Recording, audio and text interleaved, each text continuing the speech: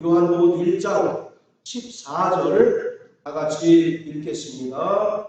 시작. 말씀이 육신이 되어 우리 가운데 거하시되 우리가 그 영광을 보니 아버지의 독생자의 영광이요 은혜와 진리가 충만하더라. 아멘.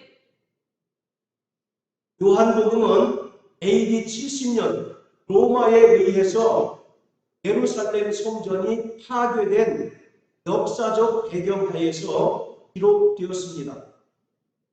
예루살렘 성전이 파괴됨에 따라서 유대인들이 갖는 그 상실감, 그리고 그로 인한 메시아에 대한 더욱더 갈망하는 마음과 기대가 예수 그리스도 안에서 모두 성취되었다라고 기록하고 있습니다. 또 금방 읽었던 14절 말씀을 통해서 예수 그리스도가 참 성전으로 오셨고 이 요한복음 전체의 해석의 열쇠가 바로 성전임을 우리에게 알려주고 있습니다. 그래서 구약에 있었던 여러 성전들, 에덴 동산과 야곱의 돌 제단, 그리고 모세의 성막, 솔로몬의 성전에 이르기까지 그 모든 것들이 참 성전으로 오신 예수 그리스도 안에서 모두 완성되었다라는 사실을 기록하고 있습니다. 자, 이처럼 말씀이 육신이 되어 오신 예수 그리스도는 구약의 성막과 성전의 완성이며 하나님을 만날 수 있는 참 성전입니다. 1장 51절에 예수님께서 나다나엘에게 하늘이 열리고 하나님의 사자들이 인자 위에 오락내리라 하는 것을 보리라 이와 같이 말씀하셨는데, 이것은 창세기 28장에서 야곱이 꿈에 사닥다리를 봅니다. 그리고 나서 그가 일어나서 그곳에 돌 제단을 쌓고 그곳 이름을 베델이라고 이제 이름을 붙이죠. 이 베델이라고 하는 이름은 하나님의 집, 곧 성전을 가지고 있는 것입니다. 이처럼 1장 51절에서 나다나엘에게 하신 그 말씀은 야곱이 세운 그 돌 제단의 예언적 사건을 완성하고 있는 것입니다. 자, 그리고 우리 다 같이 2장 한번 보시겠습니다. 2장 15절부터 14절부터 17절까지 우리 한번 읽어보시겠습니다. 요한복음 2장 14절부터 17절까지 시작. 성전 안에서 소와 양과 물이 가는 사람들과 노을 나오는 사람들이 앉은 것을 보시고 노끈으로 채찍을 만드시라. 양이나 소를 다 성전에서 내쫓으시고 돈 받는 사람들의 돈을 쏟으시며 창을 덮으시고 비둘기 파는 사람들에게 이르시되 이것을 여기서 가져가라. 내 아버지의 집으로 장사하는 집을 만들지 말라 하시니 제자들이 성경 말씀에 주의 전을 사모하는 열심히 나를 삼키리라 한 것을 기억하라. 6월절에 예수님께서 성전에 들어가셔서 행하셨던 이러한 일들을 일명 성전을 정화하신 사건이라고 이야기를 하는데, 이 사건은 예수 그리스도가 십자가의 죽음과 부활을 통해서 참 성전을 재건하실 것을 우리에게 보여주고 있는 것입니다. 그리고 요한복음 4장 20절부터 26절까지에서는 사마리아 여인과의 대화가 나옵니다. 그 대화를 통해서는 예수가 예루살렘 성전의 완성이시고 세상의 구주이실 뿐만 아니라 그가 참 성전으로서 하나님을 만나고 하나님을 예배하는 예배의 장소임을 우리에게 보여주고 있는 것입니다. 자, 이처럼 예수의 몸이 성전이 되어서 하나님을 만나는 영원한 새 예루살렘 성전이 되셨습니다. 구약의 성막은 하나님께서 그 이름을 두시려고 택한 곳입니다. 그리고 솔로몬의 성전 또한 하나님의 이름을 위한 집입니다. 그리고 에스겔서 43장 7절에는 성전은 하나님의 보좌고 또 하나님의 발등산으로서 이스라엘 족속 가운데 영원히 거할 것이다라고 말씀하고 있습니다. 이처럼 성전이 하나님의 이름을 모셔두는 곳이라는 구약의 예언들을 말씀이 유신되어 이 땅에 예수 그리스도가 오심으로써 자기 몸을 지성소라고 선언하심으로써 비로소 완전히 성취하셨습니다. 구약에서 이스라엘 백성들이 광야 생활을 하는 동안 하나님께서 이스라엘 백성들 중앙에 있는 성막에 거하셨습니다. 그런데 이제는 로고스이신 예수 그리스도가 육신을 입고 이 땅에 오심으로써 자기 백성들 가운데 참 성전으로 임해 주셨던 것입니다. 자, 우리 요한일서 1장을 같이 한번 보시겠습니다. 요한일서 1장.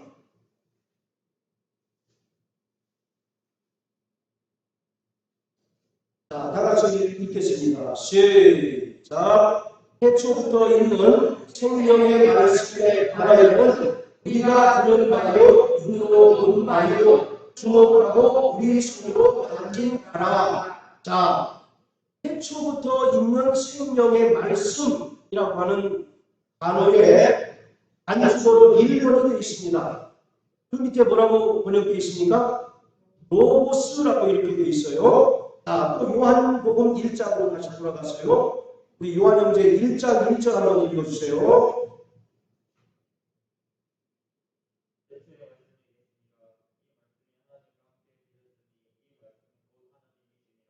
예, 바로 여기도 태초에 말씀이 계셨다라고 하는데 그 관주보로 1번에 기록되어 있는데 밑에 보면 도가 이렇게 되어 있는데 헬라어로 로고스입니다.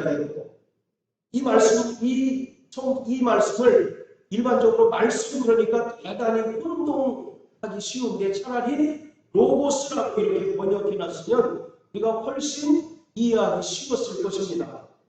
로고스라고 하는 것은 영원 전부터 존재하신 하나님을 말하고 있는 것이에요. 이 로고스라고 하는 말 자체가 헬라어이기 때문에 헬라 철학에 많이 쓰였던 용어입니다. 그리고 헬라의 신화에 나오는 신들을 지칭하는 단어로도 쓰였는데 헬라 신화에 나오는 그리스 신화에 나오는 신들이 인간들처럼 정욕과 이기심을 나타내지만 요한복음에 나타난 로고스는 인간과 구별되는 거룩하신 참 하나님이십니다. 그리고 이 로고스가 유대교의 유일신 개념과도 또 구별이 됩니다. 유대교는 유일신이신 하나님을 믿는 종교입니다. 그런데 그들이 말하는 유일신이라고 하는 것은 한 인격의 단일신 개념이에요. 오직 하나의 유일하신 분만을 강조하는 거죠. 그렇지만 요한복음에 나타난 이 로고스라고 하는 것은 유일신일 뿐만 아니라 세인격으로 존재하시는 삼위일체 하나님을 나타내는 표현이 바로 로고스입니다. 그렇기 때문에 바로 이 로고스는 영원 전부터 하나님 아버지와 함께 하시고 모든 뜻과 계획을 공유하실 뿐만 아니라 성육신하신 성자 예수 그리스도를 가리키는 단어인 것입니다. 그가 참 하나님이고 또 참 사람으로 이 땅에 오셔서 우리와 영원히 임마누엘 함께 하시는 것입니다. 자, 우리 로마서 1장을 다 같이 한번 보시겠습니다. 로마서 1장.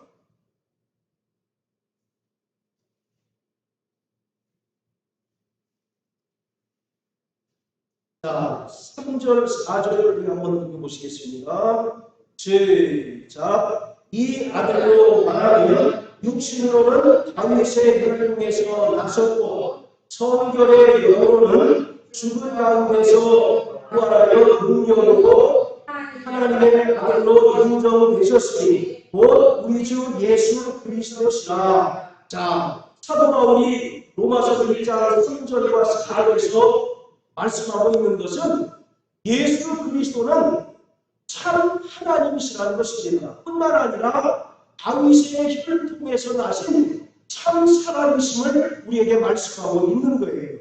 그렇기 때문에 인간의 모든 죄를 위하여 그가 십자가에 달려 죽으실 수 있었던 것이고 또 그가 죽은 자 가운데서 부활하실 수 있었던 것은 그가 하나님의 신성을 가지신 참 하나님이셨기 때문에 그가 죽은 자 가운데서 부활하심으로써 우리의 구원을 온전히 완성하시게 된 것입니다. 로마서 10장 9절 10절에 보면 예수가 그리스도이심을 믿고 또 저가 죽은 자 가운데서 부활하신 것을 마음으로 믿고 입으로 시인할 때 우리가 구원을 받는다라고 말하고 있어요. 이 두 가지를 충족하기 위해서는 그는 반드시 참 하나님이실 뿐만 아니라 참 사람으로 오셨어야 하는 것입니다. 그렇기 때문에 말씀드린 것처럼 참 사람으로서 인간의 모든 죄를 대신 짊어지시고 십자가에 달려 죽으셨죠.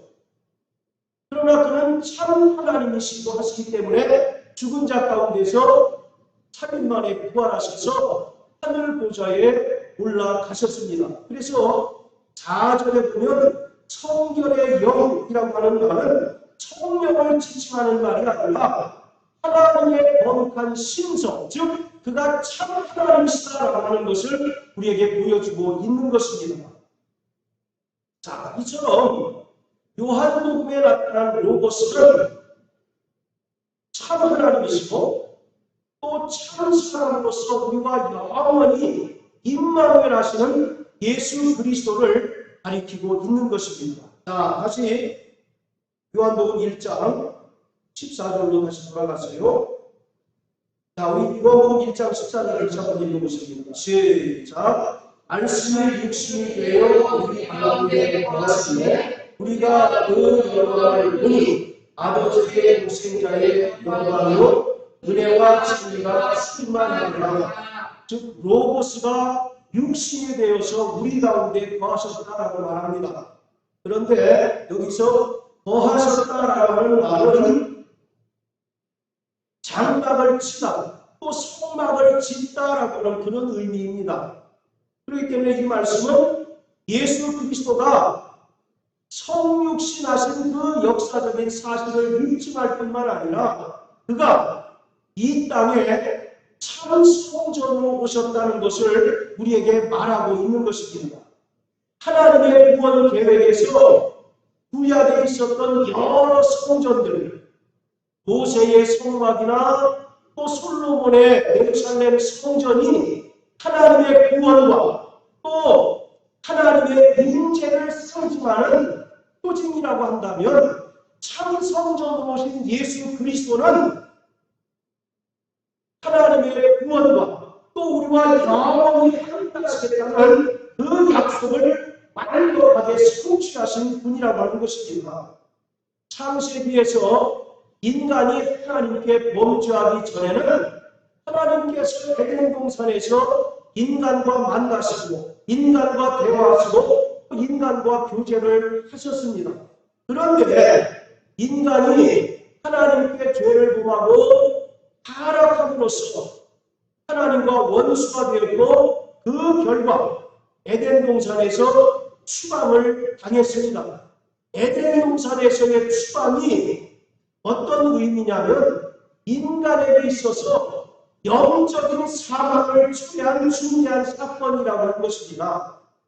바로 에덴 동산은 하나님과의 만남을 가질 수 있는 거룩한 성전인데 그만 인간이 하나님께 죄를 범하고 타락함으로써 그 에덴 동산에서 쫓겨나게 되고 영원한 사망에 이르게 되었다고 말하고 있는 것입니다. 그런데 로고스 곧 말씀이 육신이 되어 이 땅에 오신 예수 그리스도가 참 성전으로 오셔서 구약의 성막과 성전을 통해서 우리에게 보여주신 하나님의 구원을 완벽하게 성취했다라고 성경은 말하고 있는 것입니다.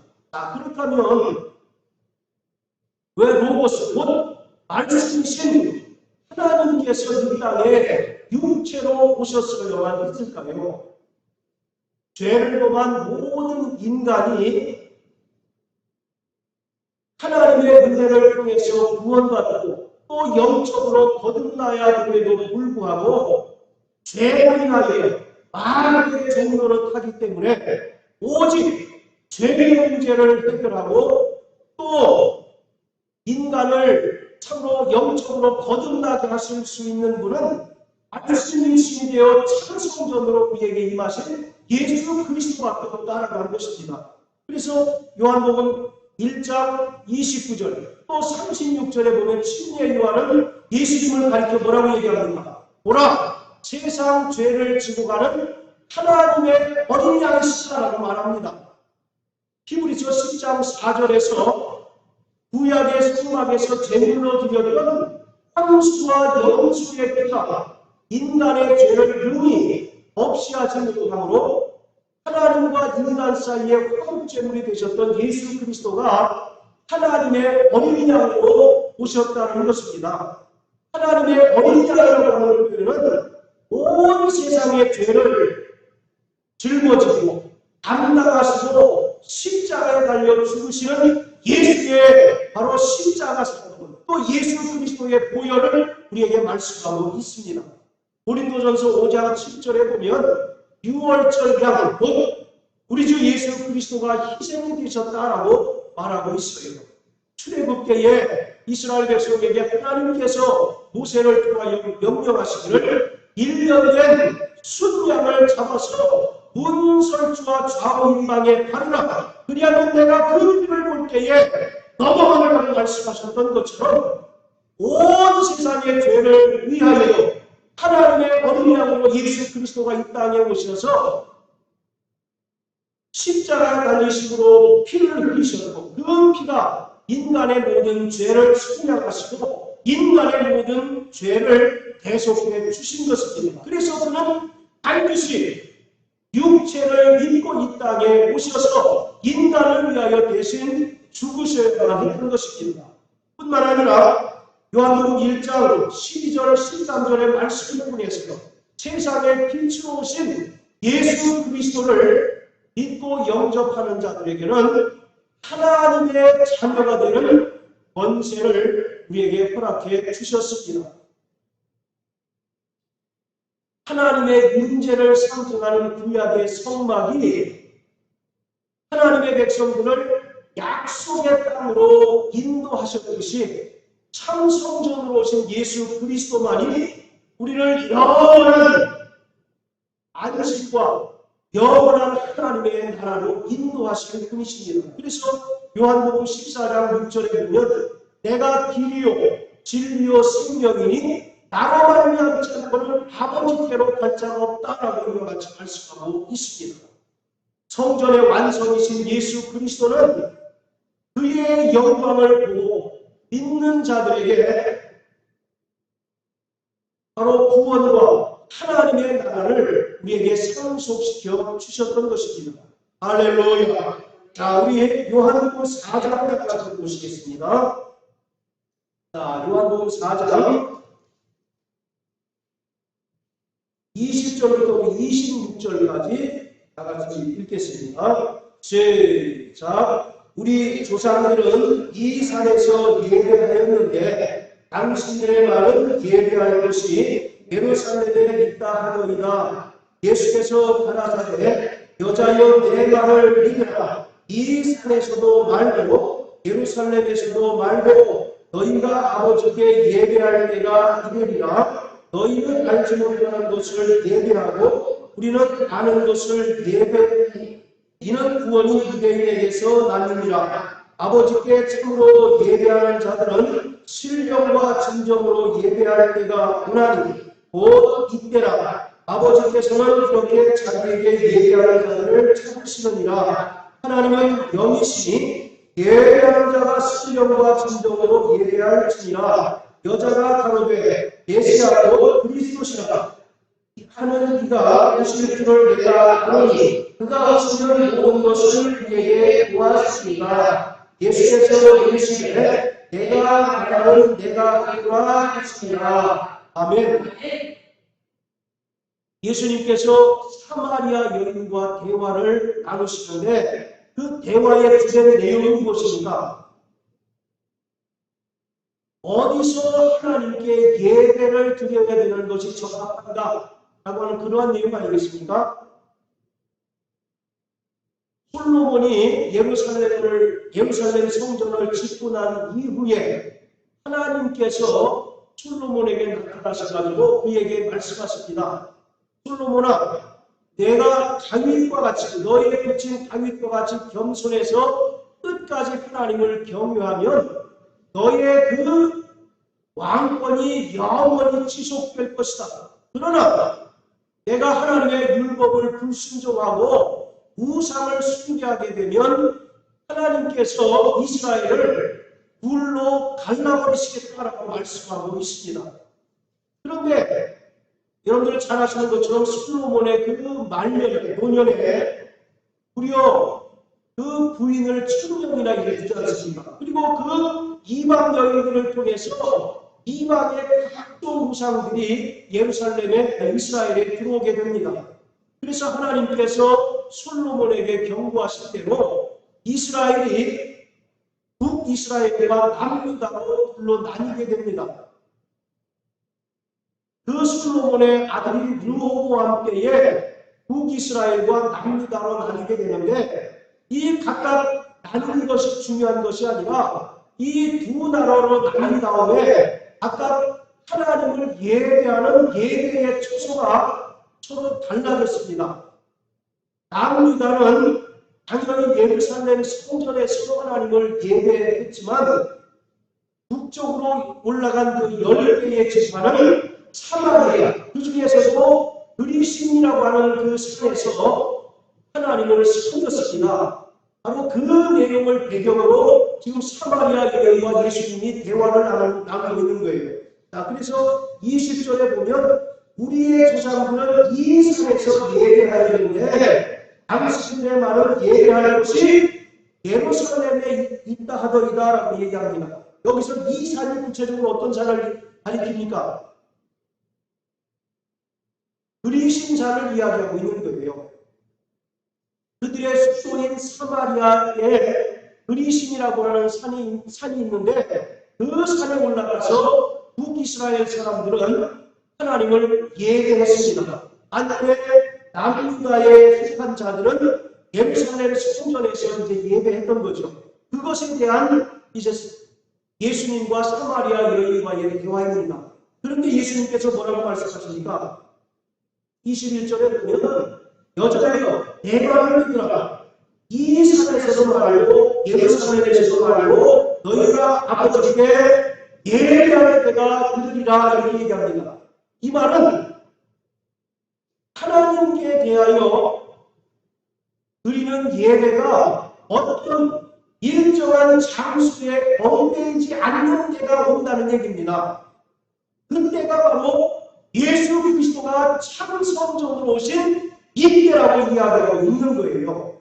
왜냐하면 참 성전이라고 하는 것은 하나님과 인간들이 만나는 장소이기 때문에 예수 그리스도가 참 성전으로 오셨다라고 하는 것은 굳이 예루살렘에 가지 않아도 또 사마리아에 있는 그리심 산에 가지 않아도 성령과 진리로 예배할 때 하나님께서는 그 예배를 받으시고 그 예배를 통해서 하나님과 만날 수 있다라고 하는 사실을 예수님이 말하고 있는 것입니다. 그러니까 예수님은 성령과 진리로 드리는 예배가 참된 예배인데 이 참된 예배를 성취하러 오셨다라고 하는 것을 이야기하고 있습니다. 예수는 그 이전에 유대인들이 또는 북이스라엘 사람들이 드렸던 모든 예배의 장소를 대체하는 하나님과 인간이 만나는 만남의 장소인 것입니다. 여러분들, 성전의 본질이 뭡니까? 성전의 목적이 뭐예요? 하나님과 인간이 만나는 것이겠습니다. 그런데 죄를 가지고 하나님을 만날 수 없기 때문에 제사를 통해서 먼저 속죄함을 받고 구약에서 지성 속에 들어가 하나님을 비로소 만났던 것 아니겠습니까? 그런데 참 성전 되신 예수 그리스도가 또한 하나님의 어린 양으로 오셔서 그가 십자가에 달리시고 죽으시고 부활하시고서 그 피로 우리의 모든 죄를 완벽하게 순양해 주셨기 때문에 누구든지 예수의 피를 힘입어 지성소에 들어가서 하나님을 만날 수 있게 된 것입니다. 그래서 예수가 참 성전이라고 하는 거예요. 그래서 성전의 본질은 예배입니다. 할렐루야. 그리고 예배의 본질이 하나님과의 만남인 것이죠.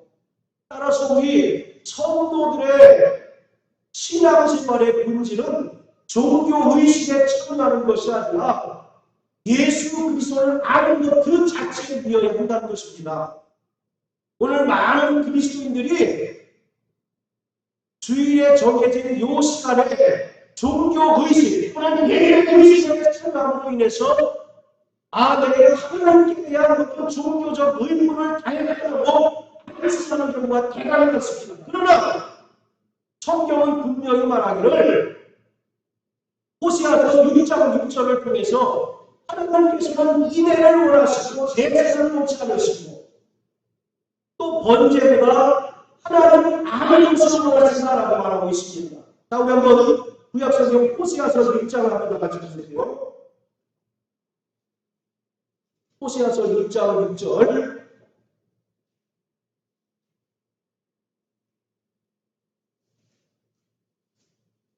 자, 같이 읽겠습니다. 시작. 나는 인애를 원하고 제사를 원치 않느니 번제가 하나님을 아는 것을 원하노라. 아니, 특히 레위기를 통해서 얼마나 제사에 대해서 하나님께서 모세를 통해서 구체적으로 명령하십니까?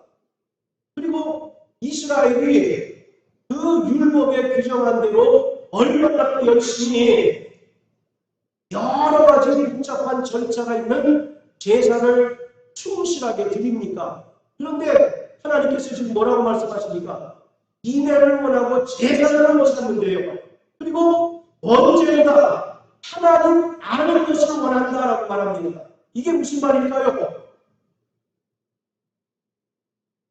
습관을 따라 형식을 따라 드리는 그 제사는 하나님께서 더 이상 받지 않으시다라고 말씀하고 있는 거예요. 그래서 너희가 진심으로 하나님 아는 것을 더 원하지, 너희가 때가 되기 때문에 성경책 피고 찬송 부르고 예배하고 말씀 듣고 성찬을 하고 헌금하는 그런 형식적인 의식에 전혀 하나님은 관심이 없다라고 말하고 있는 것입니다. 자, 또 우리 이사야서 1장을 한번 같이 보세요.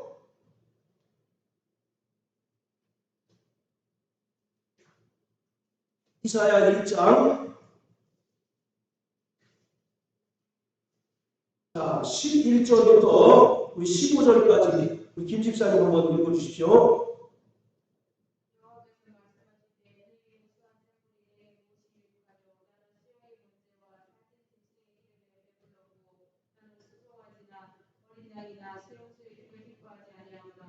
내가 내 앞에 모이러 오니 그것을 누가 너에게 요구하여도 내 마지막 밥을 보내리라. 헛된 다시 가져오지 말라. 우리는 나의 가슴이 여기는 바요 월삭과 안식일과 대회로 모이는 것도 그러하니 성유와 아우라는 것을 내가 견디지 못하겠노라. 내 마음이 너희에게 월삭과 정한 절기를 싫어하나니 그것이 내게 무거웠습니다. 내가 지기에 공비하였느니라. 너희가 손을 펼 때 내가 눈을 가리우고 너희가 많이 기도할지라도 내가 듣지 아니하니 이는 너희 손에 피가 가득함이니라. 네, 이렇게 하나님께서는 형식적으로 습관을 따라서 타성에 젖어서 드리는 그 예배에 대해서는 기뻐하지 않으시고, 이러한 자들은 성전 마당만 말고 돌아간다고 말합니다. 그리고 그 뒤에 보면 월삭과 안식일과 대회를 모이는 것도 하나님께서 싫어하신다는 거죠. 그리고 그러한 자들의 15절에 기도에 대해서 하나님께서는 눈을 가리고 그 기도에 대하여 듣지 않으시겠다라고 말하고 있는 거예요. 그렇기 때문에 오늘 성도들의 신앙의 본질은 종교의식에 참여하는 것이 아니라 하나님을 아는 것입니다. 할렐루야. 호세아서 4장 6절에 보면 내 백성이 지식이 없는 거로 망한다라고 말하지 않습니까? 그러므로 호세아가 강력하게 말하기를 하나님을 알라, 힘써 하나님을 알라고 이와 같이 이야기하고 있어요. 오늘 우리가 하나님을 알지 못한 채로 때가 되기 때문에 나와서 예배하고 또 이제 순서에 입각해서 하나님께 하는 그 예배는 오히려 하나님께서 가증하게 여기신다는 겁니다. 이내를 원하고 제사를 기뻐하지 않으시고 언제보다 하나님을 아는 것을 원하신다라고 하는 것은 바로 우리의 믿음과 우리의 행함이 일치를 이루고 또 그러한 믿음과 순종을 통해서 하나님을 온전히 섬기고 헌신하게 하나님께서 그 예배를 진정으로 받으신다라고 하는 거예요. 그것이 바로 예수님께서 완성하신 성령과 진리로 드리는 예배인 것입니다. 오늘 얼마나 많은 사람들이 습관을 따라 예배합니까? 그리고 또 대부분의 사람들이 나 1시간 반 정도 되는 예배를 드렸어. 그리고 나머지 시간은 온통 자기 뜻대로 하나님과 무관한 삶을 살아가고 있잖아요. 예배 성공하는 자 되시길 주의 이름으로 축원합니다. 자, 여기서부터 한번 생각해 봅시다. 도대체 예배가 무슨 거예요? 예배라고 하는 것은 하나님과의 만남입니다. 따라서 예배는 하나님과의 만남이다. 그래서 히브리서 6장에 보면 그리스도의 추모를 버리고 완전하게 나가라고 말씀하지 않습니까? 성막들에서 예수 그리스도의 보혈로 죄사함 받았고 또 성소에서 성령의 충만함을 경험했으면 하나님의 보좌가 있고 하나님이 다정한 것인 지성소에 들어가 하나님의 얼굴을 뵙고 그의 말씀을 들어야 정상적인 거지. 그런데 성소에서 다시 뒤돌아가는 것은 바로 타락이라고 성경 분명히 이야기하잖아요. 오늘 예배는 그렇습니다. 그러니까 참석하는 것이 중요한 것이 아니라 이 예배를 통해서 하나님을 만나는 것이 중요한 것입니다. 할렐루야. 그것이 바로 예배 성공인데, 그럼 구체적으로 예배 성공이라고 하는 것을 우리가 어떻게 설명할 수 있을까요? 우리가 예배 성공하자고 여러 구호로 외치잖아요. 도무지 예배에서 들어오는 겁니까? 지금 우리가 살고 있는 이 시대는 모이고 힘들 뿐만 아니라 모인 사람들조차도 성전 마당만 밟고 돌아가는 사람들이 너무나 많다는 얘기죠. 그래서 예배 성공이라고 하는 것은 하나님과의 만남입니다.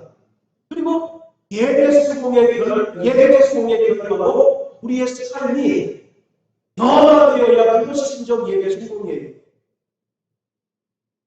여러분, 하나님을 만나면 우리의 삶이 변화되지 않겠습니까? 이 세상에 그 유력한 사람은 대통령을 만나고 통치자를 만나고 정말 그의 삶이 달라지는 사람을 많이 보았어요. 우리가 위인전을 읽고 그 사람 인생이 바뀐 경우가 많잖아요. 예를 들어서 도산의 한창호 선생이라든지 이순신 장군을 이 위인전을 읽고 우리가 정말 나라를 위하여 살려보라고 결심하고 또 그렇게 살아가는 사람들이 대단히 많지 않습니까? 하물며 사람을 얻다고 사람을 얻은 그 영웅담을 기록한 위인전을 읽고 그 인생이 변하고 그의 삶이 변하는 사람들이 있건만 예배를 통해서 하나님을 만났음에도 불구하고 도무지 그 사람이 바뀌지 않고 그의 언어의 식사와 그의 생각이 바뀌지 않는 것은 그가 예배에 온전히 성공하지 못했다라고 하는 분명한 증거인 것입니다. 참된 예배는 성령과 진리로 드리는 예배인 것입니다. 할렐루야. 바로 이 예배는 예수와의 인격적 만남으로 시작되고 성령의 도우심으로만 가능한 것이에요. 그렇기 때문에 우리가 바로 어떤 의무감에서나 또는 어떤 종교적 열심으로 예배에 참석한다 할지라도 그 사람은 도무지 하나님과 무관하게 예배드렸을 뿐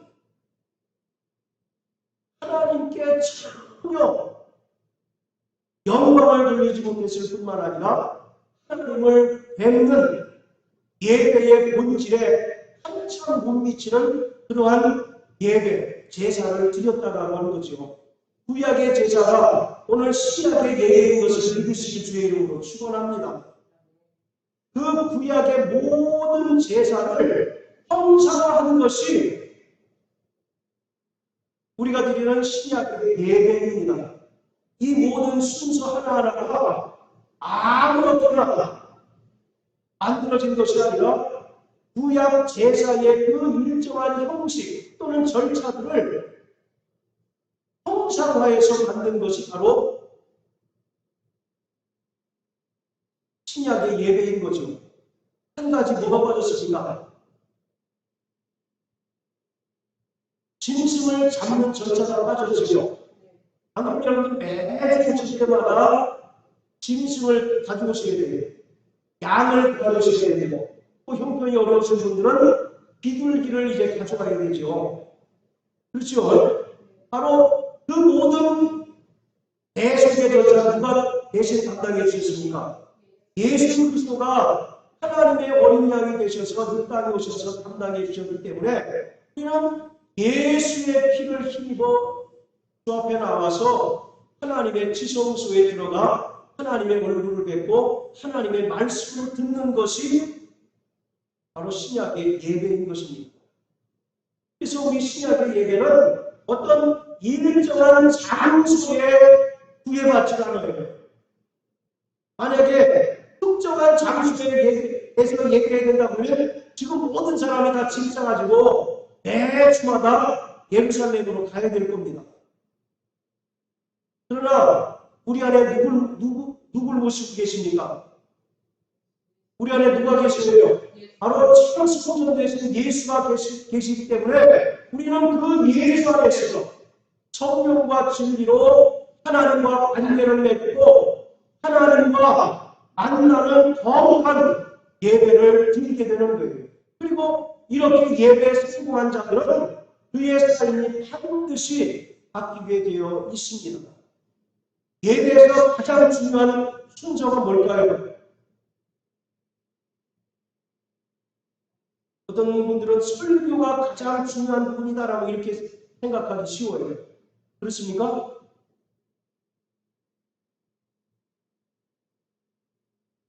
저는 성찬이라고 이제 생각을 합니다. 사도행전 20장에 보면 매주 첫날 그들이 모인 목적이 뭡니까? 떡을 깨기 위해서 모였다는 거죠. 자, 이와 같이 어떤 구약에 규정된 안식일을 지키지 않으면 돌팔매질을 당해서 죽는 그런 시대를 이미 지났다는 거죠. 그리고 어떤 장소, 어떤 특정한 남의 예배를 드려야 된다라고 하는 그런 모든 율법의 규정도 다 예수 그리스도로 말미암아 철폐가 된 거죠. 구약의 안식일은 신약의 주일을 통해서 완성되었습니다. 할렐루야. 그렇기 때문에 우리가 안식일, 우리가 이제 사용하는 토요일에 나와서 예배드려야 된다라고 이렇게 안식교인들이 주장하는 것도 진리에서 위배가 됩니다. 자, 우리 한번 로마서 14장 한번 보세요.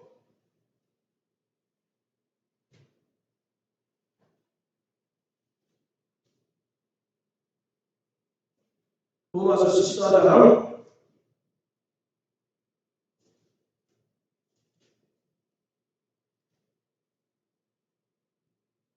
5절, 6절 같이 한번 읽어보시겠습니다. 시작. 혹은 이 날을 혹은 모든 날을 같게 여기나니 각각 자기 마음에 합정하였으니라. 나를 중히 여기는 자도 주를 위하여 중히 여기고 먹는 자도 주를 위하여 먹으니 이는 하나님께 감사하며 먹지 않는 것도 주를 위하여 먹지 아니하며 하나님께 감사하느니라. 여러분들 유대인들은 먹고 마시는 것에 대해서 굉장히 엄격한 기준이 있죠. 예를 들어서 돼지고기 그들은 먹을 수 없어요. 그러나 우리는 어떻습니까? 우리는 진리 안에서 자유한 자들이기 때문에 심지어 사도 바울은 자신의 신앙 양식으로는 우상에게 드려진 제물도 먹을 수 있다라고 이렇게 이제 얘기를 합니다. 그 정도로 바로 먹고 마시는 것에 대한 그런 부분이 완벽하게 사라졌어요. 그뿐만 아니라 어떤 특정한 날을 정해서 하나님을 섬겨야 그것이 진짜 믿음이다라고 하는 그런 기준도 어떻게 됐습니까? 이제는 사라지게 되었다는 얘기예요. 그래서 안식, 토요일 날만 주님의 날이 아니고 또 안식 첫날, 우리가 일요일이라고 하는 안식 첫날만 주님의 날이 아니라 우리에게 주어진 모든 날이 다 주님의 영광을 위한 날이라고 하는 겁니다. 할렐루야. 그래서 우리가 안식 첫날 떡을 깨기 위하여 모여서 떡을 깨뿐만 아니라 하나님의 은혜 또 저 우리를 구원하신 것에 대하여 감사하여 예배를 드리는 것일 뿐 이 예배를 드렸다고 해서 우리가 내가 하나님께 대한 종교적인 의무 열심히 다해야겠다고 생각하는 것은 절대 오산이라고 하는 것을 분명히 얘기합니다. 그래서 로마서 12장 1절에 뭐라고 얘기합니까? 너희 몸을 거룩한 산 제사 제물로 드리래요. 이것이 하나님께서 기뻐하시는 영적 예배라고 말씀합니다. 우리는 두 가지의 예배 개념으로 이제 우리가 드리는 예배를 이해해야 됩니다. 첫째는 공적 예배. 예배당에 나와서 이렇게 일정한 시간에 드리는 예배를 공적 예배라고 합니다. 자, 이것보다 더 중요한 예배가 뭐냐면 우리의 삶으로서 드리는 예배. 이것이 바로 예배 성공이에요. 아까 말씀드렸죠. 예배 성공한 자는 그의 삶이 바뀌어야 진짜 예배 성공이라고 말씀드렸습니다. 아니 만왕의 왕이시고 만주의 주 되신 하나님을 만났음에도 불구하고 여전히 자신이 세상에서 살아가는 동안 추구했던 세상적인 가치관, 세상적인 바로 생각을 가지고 사는 자는 진정으로 하나님을 만난 자가 아니란 얘기죠. 그래서 오늘 예배를 통해서 성령과 진리로 예배하고 하나님을 만난 자들은 그의 삶이 변화되어져야 하는 것입니다. 할렐루야. 우리 보통 말씀에 은혜 받았습니다 그런 말을 많이 하잖아요. 따라서 은혜 받았습니다. 그런데 이 말이 좀 오해가 있지 않습니까? 은혜는 우리가 예수님으로부터 딱 한 번 받는 게 은혜 아니겠어요? 보통 우리가 말씀에 은혜 받았다는 얘기를 어떻게 들리냐면 자기 상황에 꼭 맞는 말씀을 전해줬기 때문에 자기에게 감동되었다라는 그런 의미로 이제 그 말을 씁니다. 그렇잖아요. 그렇기 때문에 목사가 타락한다고 저는 생각을 합니다. 그러니까 자꾸 수요가 있어야 공급이 있잖아요. 그러니까 성도들의 분위에 맞는 말씀만 전하다 보니까 간간히 타락하게 되는 거예요. 아까 하나님은 뭘 원하신다고 했습니까? 하나님 아는 것을 원하셨다고 얘기하잖아요. 그런데 하나님의 말씀이 우리에게 부드럽게 들리는 말씀도 있는가 하면 우리에게 대단히 권위 있고 두려운 말씀이 있습니까? 없습니까?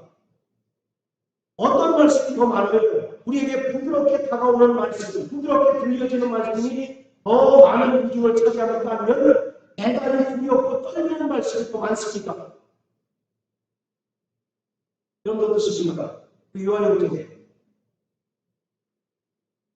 부드러운 사랑의 음성, 그것보다도 성경은 훨씬 더 우리를 더 열심하게 하고 더 두렵게 하는 그 말씀이 훨씬 더 많잖아요. 그런데 자꾸 사람들은 자기가 듣기 편하고 자기의 상황에 안성 맞추는 그 말씀만 듣기를 원해. 그리고 또 그런 말씀 들었을 때 은혜 받았습니다라고 이렇게 이제 이야기하는 것 같아요. 그래서 최소한 기름 부음 받은 목사는 하나님의 말씀을 액면대로 전해주셔야 할 책임이 있습니다. 오늘 한국교회의 타락은 바로 목사 책임이라고 저는 감히 말씀드릴 수 있어요. 한 안에서 하나님의 말씀을 올바로 전해주지 않고 하나님의 말씀을 참으로 올바로 해석하지 않기 때문에 자꾸 성도들이 마치 하나님을 우상 섬기듯 하나님을 마치 미신 섬기듯 섬기는 사람이 너무 많다라고 하는 것입니다. 따라하시고요. 예수 그리스도는 참 성전으로 오셨다. 할렐루야. 우리는 그 안에서 하나님을 날마다 만나는 자가 되어야 합니다. 또 날마다 그 안에서 하나님의 음성을 듣고 그 음성을 따라 우리의 삶이 변화하고 우리의 삶 자체가 하나님께서 기뻐하시는 영적 예배, 영적 제사의 삶이 되어져야 하는 거예요. 할렐루야. 이것이 바로 이 땅에 참 성전으로 오신 예수 그리스도가 완성하신 신령과 진정으로 드리는 참 예배입니다. 과거의 구약의 예배는 죽은 희생 제사 아니겠습니까? 그러나 바로 신약의 예배는 산제사다.